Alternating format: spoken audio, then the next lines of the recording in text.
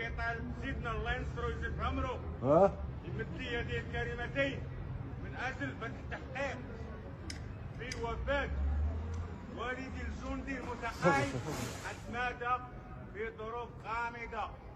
تنطلب انا تصريح طبي. علاش؟ سمعت شي حوايج خطيرين واقعين. مثلا يهرب من الدار مشري لا ولدي على شكون تيبغي ولادو تكرش واخا يكون عا واحد من التيشا ما تبغيليش هذيك الحاله حق دير ليه كلشي.